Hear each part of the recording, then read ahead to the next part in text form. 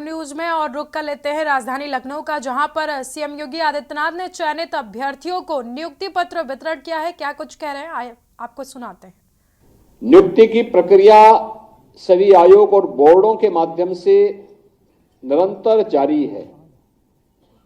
एक तरफ सरकारी विभागों में पूरी शुचिता और पारदर्शिता पूर्ण तरीके से नियुक्ति की प्रक्रिया को संपन्न किया जा रहा है, वहीं प्रदेश के अंदर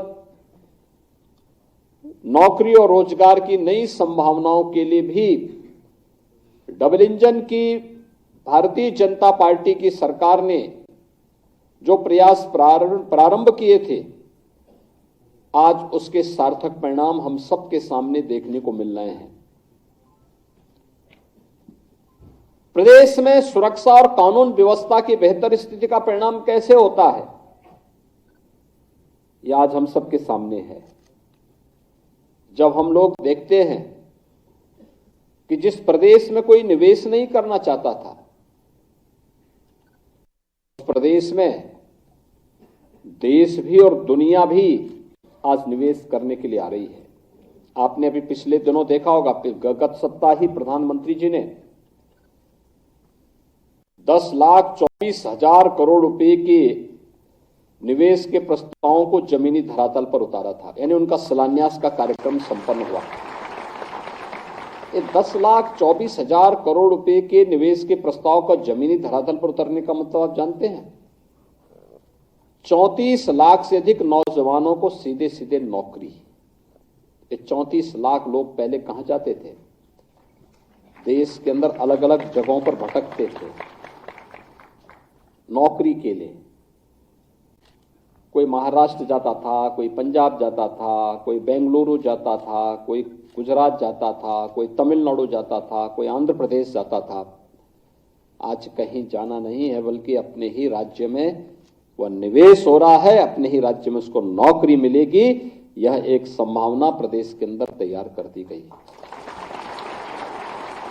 जब हम लोग ग्लोबल इन्वेस्टर समिट किए थे फरवरी 2023 में, तो हमें 40 लाख करोड़ रुपए के निवेश के प्रस्ताव प्राप्त हुए। पूरी दुनिया देख रही थी एक यूपी में क्या हो गया, इतना पैसा आ रहा है। थोड़ी भी शासन प्रशासन की कार्य पद्धति बदल जाए, ईमानदारी पूर्ण तरीके से वो कार्य करना प्रारंभ कर दे, तो कैसा सर्वांगीण विकास के रास्ते खुलते हैं। निवेश आ रहा है, इंफ्रास्ट्रक्चर। आज के दिन पर उत्तर प्रदेश में जितना कनेक्टिविटी के लिए 4 लेन की कनेक्टिविटी हो, एक्सप्रेस हाईवे का हो, रेलवे का हो, एयर कनेक्टिविटी का हो, वाटरवे का हो, जितना बेहतर कार्य यूपी के अंदर हो रहा है, अन्यत्र देखना कठिन है। इस इंफ्रास्ट्रक्चर का लाभ भी उत्तर प्रदेश के अंदर मिल रहा है। गांव गांव में विद्युतीकरण का कार्य हो रहा है, नए सब स्टेशन लग रहे हैं, नए जनरेशन प्लांट लग रहे हैं, विद्युत की अधिक से अधिक आपूर्ति देने की कार्रवाई हो रही है, नए नए तरीके से लोगों के जीवन में परिवर्तन लाने के कार्य हो रहे हैं। ये सभी कार्य समयबद्ध तरीके से आगे बढ़ाने का कार्य हो रहा है। इंफ्रास्ट्रक्चर के साथ साथ सरकार ने तकनीक का उपयोग करते हुए बेहतर व्यवस्था प्रदेश के अंदर तैयार की, खासतौर पर गरीब कल्याण के क्षेत्र में थी। पहले लोगों को सुविधा नहीं मिल पाती थी। पिछले 7 वर्ष में डबल इंजन सरकार आने का परिणाम किस रूप में लोगों को प्राप्त हुआ? बिना भेदभाव के लगभग 56 लाख गरीबों को एक एक मकान मिल गया। अनुमान करिए, पहले 1 मकान 2 मकान नहीं मिल पाता, 56 लाख लोगों को डबल इंजन सरकार ने मकान उपलब्ध करवा दिया।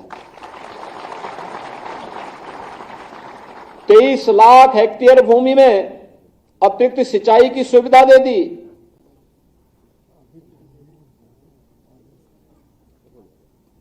एक 1,21,000 गांव, जहां पे आजादी के बाद क्या, आजादी के पहले, आजादी के बाद कभी बिजली नहीं पहुंची थी, उन गांव में बिजली पहुंचा दी और 1,58,00,000 परिवारों को बिजली के फ्री के कनेक्शन भी उपलब्ध करवा दिए गए।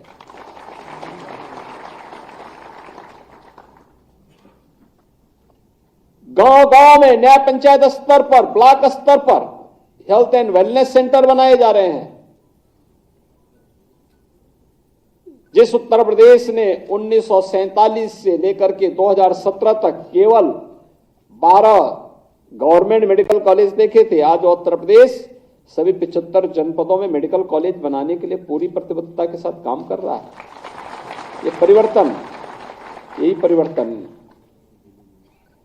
महिला सशक्तिकरण की दिशा में जो प्रयास होने चाहिए थे, उसके सार्थक परिणाम आ रहे हैं। आज उत्तर प्रदेश की हर बहन और बेटी अपने आप को सुरक्षित महसूस करती है। युवा के मन में एक नया उत्साह है, किसान खुशहाल है,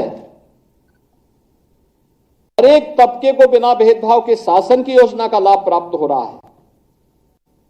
और उन्हीं स्थितियों में उसी शुचितापूर्ण तरीके से नियुक्ति की प्रक्रिया को आगे बढ़ाने के साथ साथ सरकार पूरी प्रतिबद्धता के साथ कार्य कर रही है। हम लोगों ने पहले दिन से संकल्प लिया था कि नियुक्ति की प्रक्रिया अगर ईमानदारी पूर्वक आगे नहीं बढ़ पा रही तो ये युवाओं के साथ खिलवाड़ है और अपनी प्रतिभा को पलायन करने के लिए मजबूर करता है। ये एक राष्ट्रीय पाप है अगर युवा के साथ अन्याय होता है तो। और जो भी पहले दिन से हम लोगों ने तय किया है कि युवाओं के जीवन और उनके भविष्य के साथ जो खिलवाड़ करेगा, हम लोग भी जीरो टॉलरेंस की नीति को अपना करके उन तत्वों से उतनी ही सख्ती और कठोरतम तरीके से निपटने का काम करेंगे जो हमारे युवाओं के भविष्य के साथ खिलवाड़ करने का दुस्साहस करेगा। और सरकार ने जो कार्रवाई प्रारंभ की है, प्रारंभ में भी की थी, अब फिर एक बार और कार्रवाई हम लोग करने जा रहे हैं ऐसे लोगों को खिलाफ। क्योंकि हम लोग तकनीक का उपयोग करते हैं तो हम लोगों के समान ही वे तत्व भी तकनीक का उपयोग करने लगते हैं। कभी कभी मैं सोचता हूं कि अगर वे लोग भी अगर सकारात्मक सोच रखते तो संभवतः गलत काम नहीं करते, अच्छी दिशा में आगे बढ़ते, खुशहाल का जीवन व्यतीत करते। लेकिन अब वे न घर के रहेंगे न घाट के रहेंगे, क्योंकि अब तो सरकार जब अपनी कार्रवाई कर रही है तो बहुत बड़ी कार्रवाई हम लोग ऐसे तत्वों के खिलाफ करेंगे जो युवाओं के भविष्य के साथ खिलवाड़ करेंगे। और कार्रवाई भी ऐसी होगी, क्योंकि हम लोग जब कार्रवाई करते हैं तो उसको एक ऐसा प्रस्तुत करते हैं वो नजीर बन जाए, नजीर बनवाएंगे, दोषियों को के सामने को उदाहरण प्रस्तुत करवाएंगे। आज मुझे प्रसन्नता है कि सचिवालय जो प्रशासनिक सुधार विभाग के निरीक्षक में 9 लोगों को, आयुष विभाग में आयुर्वेद के हमारे चिकित्सा अधिकारी के रूप में 360 चिकित्सकों को, सिंचाई एवं जल संसाधन विभाग में अवर अभियंता के 234 अभियंताओं को, आवास विकास परिषद में अवर अभियंता के 123 अभ्यर्थियों को, डेंटल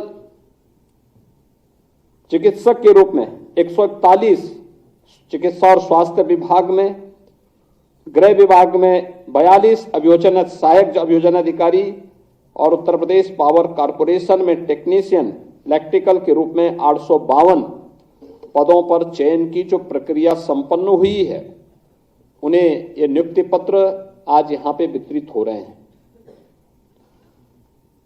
यह आपके जीवन में एक उदाहरण है। आपने देखा होगा फॉर्म भरने से लेकर के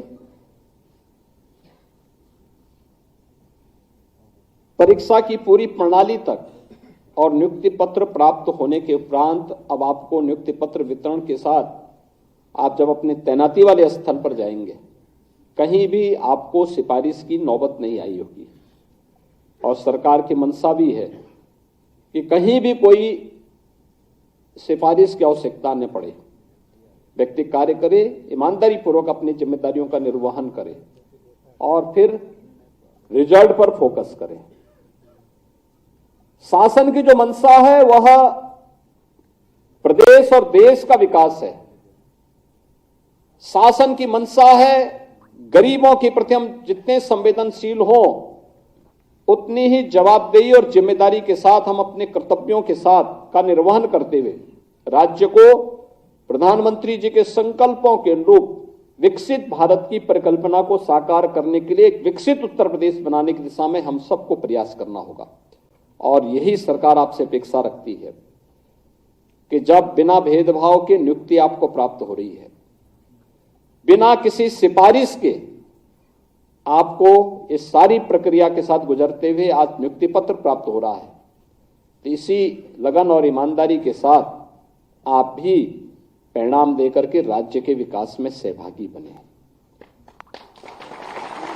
विकसित भारत की परिकल्पना को साकार करने के लिए विकसित उत्तर प्रदेश बनाना पड़ेगा। और विकसित उत्तर प्रदेश केवल शासन में बैठे हुए लोग नहीं तैयार करेंगे, हर व्यक्ति को अपने अपने नागरिक कर्तव्यों के साथ